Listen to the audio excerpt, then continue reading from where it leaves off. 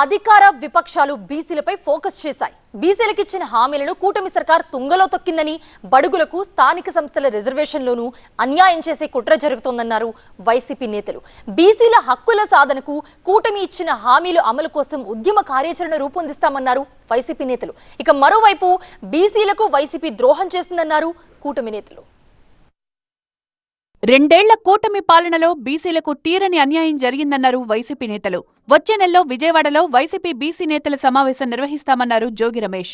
నియోజకవర్గ స్థాయి నుంచి జోనల్ స్థాయి వరకు పోరాట కార్యాచరణ రూపొందిస్తామన్నారు. సంక్షేమ పథకాల అమల్లో, రాజకీయ పదవుల్లో కూటమి ప్రభుత్వం బీసీలకు అన్యాయం చేసిందన్నారు. బీసీలకు డిప్యూటీ సీఎం పదవి ఇవ్వాలన్నారు వైసీపీ నేతలు. వచ్చే నెలలో విజయవాడ నగరంలో బీసీ నేతలందరం కూడా, వైఎస్ఆర్ కాంగ్రెస్ పార్టీకి సంబంధించిన బీసీ నేతలందరం కూడా ఒక సమావేశం ఏర్పాటు చేసుకునే దిశగా అడుగులు వేస్తున్నాం.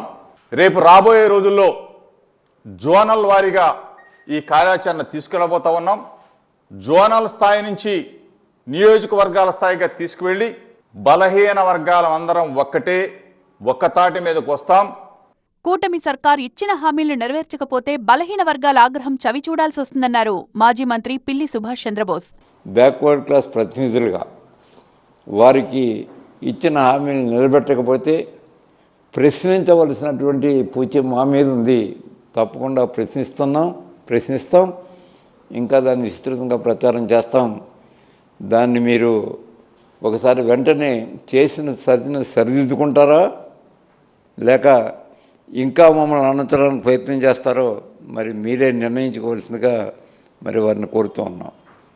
వెనుకబడిన తరగతులు అంటే ఈ రాష్ట్రంలో కానీ ఈ దేశంలో కానీ 52% ఉన్నారు.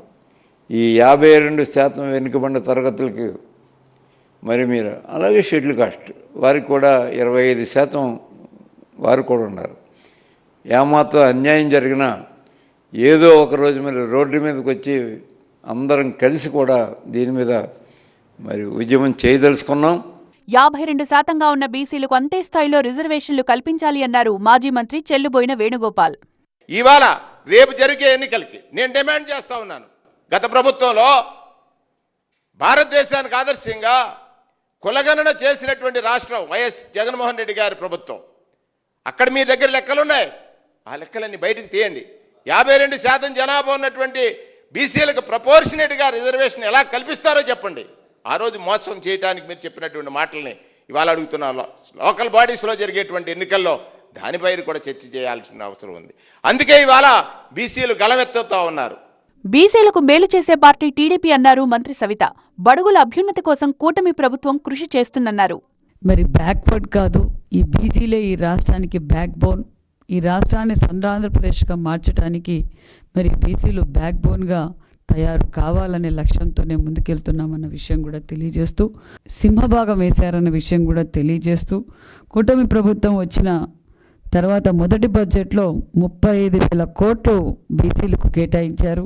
రెండో బడ్జెట్లో 47,000 కోట్లు కేటాయించారన్న విషయం తెలియజేస్తూ, మరి మూడో బడ్జెట్లో 51,000 కోట్ల రూపాయలు కేటాయించిన చరిత్ర కూటమి ప్రభుత్వం అన్న విషయం కూడా మీకు తెలియజేస్తున్నాం. వైసీపీ 5 ఏళ్ల పాలనలో బీసీలను అణగదొక్కాలని చూశారన్నారు మంత్రి సవిత.